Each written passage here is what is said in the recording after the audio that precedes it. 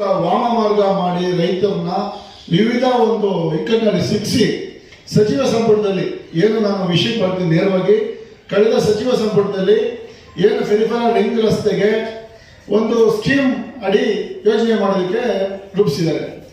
100 metre ಅಗಲದ ರಸ್ತೆ ಇದು, ಇದಕ್ಕಿದ್ದಂಗೆ 65 ಮೀಟರ್ ಮಾಡ್ತೀವಿ, ಇನ್ನು 35 ಮೀಟರ್ ಕಾರಿಡಾರ್ನ ಉಳಿಸ್ಕೊಳ್ತೀವಿ, ಇದನ್ನ ನಾವು ರೈತರಿಗೆ ಅಭಿವೃದ್ಧಿಪಡಿಸಿದ ಜಮೀನು ಅಂತ ಕೊಡ್ತೀವಿ ಅಂತ ಏನು ಉಪಮುಖ್ಯಮಂತ್ರಿಗಳಾದ ಡಿ ಕೆ ಶಿವಕುಮಾರ್ ಸರ್ ಅವರು ಈ ಒಂದು ಸ್ಕೀಮ್ನ ಇನ್ನಷ್ಟು ಆಪ್ಷನ್ಸ್ ಸೇರಿಸಿ TDR, FAR ಹಾಗೆ ಏನು ಇದರಲ್ಲಿ ಜಮೀನು ಕಳ್ಕೊಳ್ಳೋಂಥವ್ರಿಗೆ ಬೇರೆ ಬಡಾವಣೆಯಲ್ಲಿ ಜಮೀನು ಕೊಡ್ತೀವಿ ಅಂತ ಹೇಳಿ ಒಂದು ಸ್ಕೀಮ್ ಮಾಡಿದ್ದಾರೆ.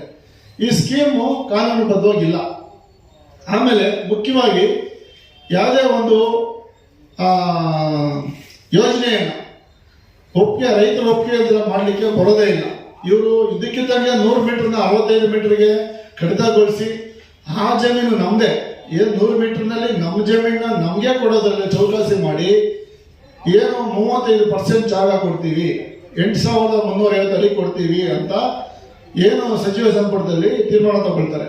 43,560 ಅಡಿ ಜಾಗದಲ್ಲಿ ನಾವು 1 ಎಕರೆನ ಅಷ್ಟು ಜಾಗದಲ್ಲಿ ನಾವು ಏನು 8,300 ಅಡಿ ತಗೊಳ್ಳೋದು ನಮಗೇನಿಲ್ಲ.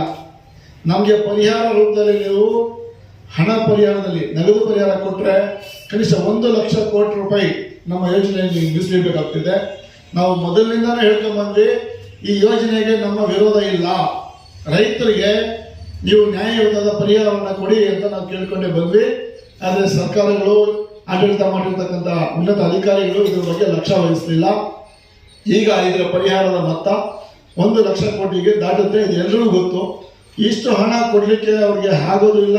ಪ್ಲಸ್ ಯಾವುದಾದ್ರು ವಾಮ ಮಾರ್ಗದಿಂದ ಈ ಒಂದು ಸ್ಕೀಮ್ ಮಾಡಿದ್ದಾರೆ. ಈ ಸ್ಕೀಮ್ ಕೂಡ ಟ್ರಾನ್ಸ್ಪರೆನ್ಸಿ ಆಗಿಲ್ಲ.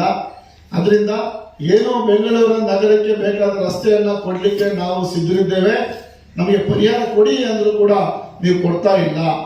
ನಾವು ನ್ಯಾಯಾಲಯದ ಬಳಿ ಹೋಗಲಿಲ್ಲ.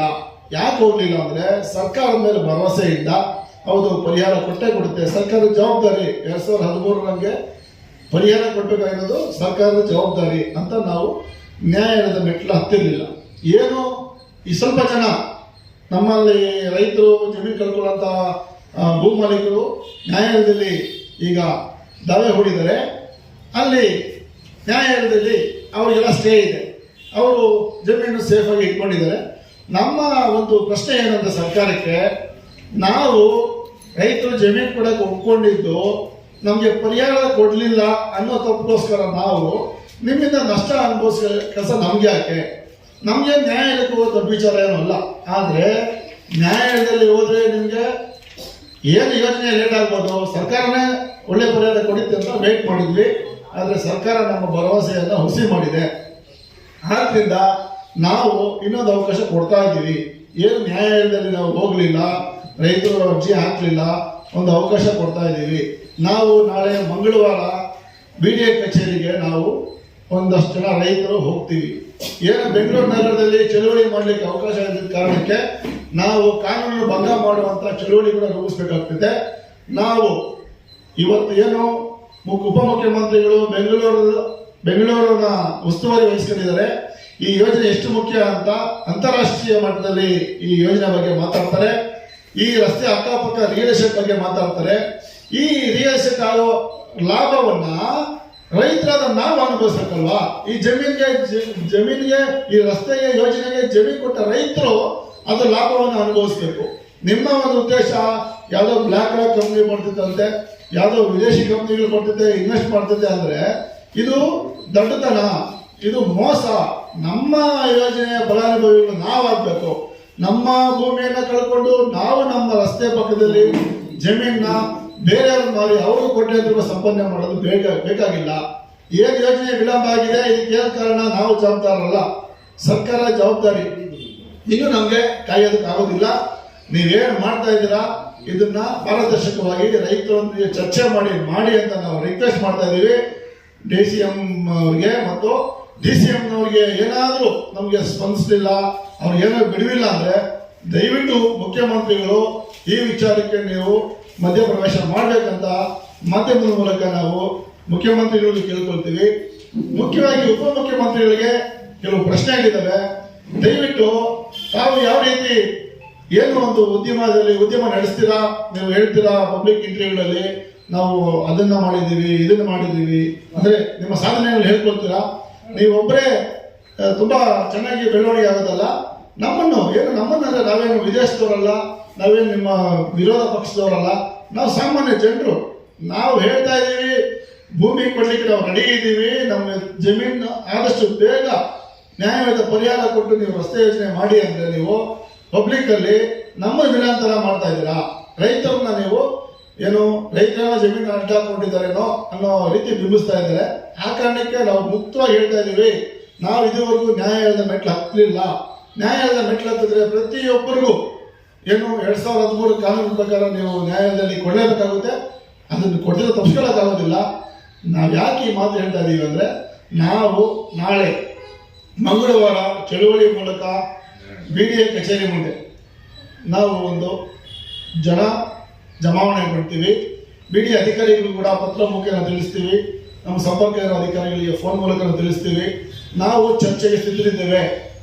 ಸರ್ಕಾರ ಏನು ಕ್ಯಾಬಿನೆಟ್ ಡಿಸಿಷನ್ ತಗೊಂಡಿದೆ, ಸಚಿವ ಸಂಪುಟದ ತೀರ್ಮಾನ ತಗೊಂಡಿದೆ, ಅವೆಲ್ಲವೂ ಅವೈಜ್ಞಾನಿಕ ಮತ್ತು ಕಾನೂನಾತ್ಮಕವಾಗಿ ಇಲ್ಲದ ಕಾರಣ ನಮ್ಮ ಜೊತೆ ಮುಕ್ತವಾಗಿ ಚರ್ಚೆ ಮಾಡಿ ನಮಗೆ ಪರಿಹಾರವನ್ನು ಕೊಟ್ಟು ನೀವು ಯೋಜನೆಯನ್ನು ಬೇಗ ರಸ್ತೆ ಮಾಡಬೇಕು ಅನ್ನೋ ಆಗ್ರಹವನ್ನು ಮಾಡ್ತಾ 13ನೇ ತಾರೀಕು BDA ಮುಂದೆ ಒಂದು 12:30ವರೆಗೆ ನಾವು ಸೀಮಿತ ಸಂಖ್ಯೆಯಲ್ಲಿ ಜಮಾಯಿಸ್ತೀವಿ. ನಮಗೆ ಸಹಕಾರ ಕೊಡಬೇಕು ಅಂತ ಏನು ಪತ್ರಿಕಾ ಮಾಧ್ಯಮ ಮಿತ್ರರಿಗೂ ಹಾಗೂ ದೃಶ್ಯ ಮಾಧ್ಯಮ ಮಿತ್ರರಿಗೂ ರಿಕ್ವೆಸ್ಟ್ ಮಾಡ್ತಾ ಇದ್ದೀವಿ. ನಮ್ಮ ಏನು ಚಳುವಳಿ ರೂಪದಲ್ಲಿ ಏನು ಸಭೆ ಆಗಬೇಕು, ಆ ಸಭೆಯನ್ನ BDS ಸಂಸ್ಥೆ ಸಭೆ ಮಾಡಿಸ್ಬಿಟ್ರೆ ಸಂತೋಷ. ಆ ಸಭೆಯಲ್ಲಿ ಪಾಲ್ಗೊಂಡು ಅಲ್ಲೇನು ಮಾಹಿತಿ ಅವರು ಹಂಚ್ಕೊಳ್ತಾರೆ ಅದ್ರ ಬಗ್ಗೆ ಸಕಾರಾತ್ಮಕವಾಗಿ ಚರ್ಚೆ ಮಾಡಿ ಮುಂದಿನ ತೀರ್ಮಾನ ತಗೊಳ್ತೀವಿ. ಇಲ್ಲ ನಮಗೆ ಸಭೆ ಅವರು ಆಯೋಜನೆ ಮಾಡಲಿಲ್ಲ, ಸಭೆ ಮಾಡಲಿಕ್ಕೆ ಅವ್ರಿಗೆ ಇಂಟ್ರೆಸ್ಟ್ ಇಲ್ಲ ಅಂದರೆ ನಾವು ಅಲ್ಲೇನೆ ಚಳುವಳಿ ಪ್ರಾರಂಭ ಮಾಡಿ ಮುಂದಿನ ಒಂದು ಕಾನೂನು ಹೋರಾಟ ಮತ್ತು ಏನು ಪ್ರತಿಭಟನೆ ಹೋರಾಟವನ್ನು ಮುಂದುವರಿಸ್ತೀವಿ. ನಾವು ಏನು ಮಂಗಳವಾರ ಕಾರ್ಯಕ್ರಮ ಜನಸಂಖ್ಯೆ ಹೆಚ್ಚಿರೋದ್ರಿಂದ ಏನು ಪೊಲೀಸ್ ಡಿಪಾರ್ಟ್ಮೆಂಟು ಕೂಡ ಮುಜುಗರಕ್ಕೆ ಕಸಿವಿಸಿಕೊಂಡು ಏನೇನೋ ನಪ ಹೇಳಿ ನಮ್ಮನ್ನು ಸಾಲೋಕೋ ಪ್ರಯತ್ನ ಮಾಡ್ತಾರೆ ಅಥವಾ ಬಂಧಿಸೋ ಪ್ರಯತ್ನ ಮಾಡ್ತಾರೆ. ನಾವು ಮುಕ್ತವಾಗಿ ಹೇಳ್ತಾ ಇದೀವಿ, ಚರ್ಚೆ ಮಾಡಲಿಕ್ಕೆ ನಾವು ಸಿದ್ಧರಿದ್ದೀವಿ ಅಂತ. ನಾವು ಒಂದು 50ರಿಂದ 100 ಜನ ಮಾತ್ರ ಸೀಮಿತ ಸಂಖ್ಯೆಯಲ್ಲಿ ನಾವು ಬಂದು BDA ಕಚೇರಿ ಮುಂದೆ ನಮ್ಮ ಸಮಸ್ಯೆ ಬಗೆಹರಿಸಿಕೊಳ್ಳೋದಕ್ಕೆ ನಾವು ಪ್ರಯತ್ನ ಮಾಡ್ತೀವಿ. ತಾವು ಪತ್ರಿಕಾ ಮಾಧ್ಯಮದವರು ನಮಗೆ ಸಹಕಾರ ನೀಡಬೇಕಂತ ಇದ್ರ ಮೂಲಕ ನಾವು ಕೇಳ್ಕೊಳ್ತೇವೆ. ನನ್ನ ಹೆಸರು ರಘು ಅಂತ ಹೇಳಿ.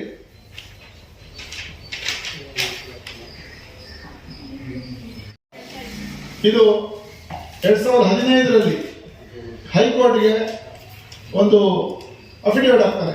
ಅವತ್ತು ಒಂದು ಬೆಂಚ್ ಇರ್ತದೆ, ಅನಂತ ರೆಡ್ಡಿ ಅನ್ನೋ ನ್ಯಾಯಾಧೀಶರಿರ್ತಕ್ಕಂಥ ಬೆಂಚಲ್ಲಿ ನಾವು 2013ರ ಭೂಸ್ವಾಧೀನ ಕಾಯ್ದೆ ಹಾಗೆ ಪರಿಹಾರ ಕೊಡೋದಕ್ಕೆ ನಾವು ಸಿದ್ಧರಿದ್ದೀವಿ ಅಂತ ಅಫಿಡೇವಿಟ್ ಹಾಕ್ತಾರೆ. ಆ ನಂತರ ಇದುವರೆಗೂ ಆ ಅಫಿಡೇವಿಟ್ನ ಅಥವಾ ಆ ಒಂದು ಆದೇಶವನ್ನು ಅವರು ಕಾಯ್ದುಕೊಳ್ಳೋದಿಲ್ಲ. ಇದನ್ನಂತ ಸುಪ್ರೀಂ ಕೋರ್ಟ್ ಅಲ್ಲಿ ಬೇರೆಯವರು ಯಾರೋ ಒಂದು ಪರ್ಸನ್ಸ್ ಇದನ್ನು ಚಾಲೆಂಜ್ ಮಾಡ್ತಾರೆ. ಪರಿಹಾರ ಜಾಸ್ತಿ ಕೊಡೋ ವಿಚಾರಕ್ಕಲ್ಲ, ನೋಟಿಫಿಕೇಶನ್ ಏನು ನೈಸ್ ಇಂಟಿಗ್ರೇಷನ್ ನೋಟಿಫಿಕೇಶನ್ ಇರ್ತದೆ, ಟೋಲ್ ಪ್ಲಾಜಾ ನೋಟಿಫಿಕೇಶನ್ ಇರ್ತದೆ. ಇದು ತುಂಬಾ ಗೊಂದಲಗಳಿದ್ದಾವೆ. ಗೊಂದಲ ಅಂದರೆ ಕನ್ಫ್ಯೂಷನ್ ಆಗ್ತದೆ. ನಮಗೇನು ಕನ್ಫ್ಯೂಷನ್ ಆಗಲ್ಲ, ಆದರೆ ಒಂದೇ ಸಾರಿ ತಿಳ್ಕೊಳ್ಳೋಕ್ಕೆ ಪೆರಿಫೆರಲ್ ರಿಂಗ್ ರೋಡ್ ನೋಟಿಫಿಕೇಶನ್ ಒಂದು 3 ನೋಟಿಫಿಕೇಶನ್ ಆಗಿದೆ.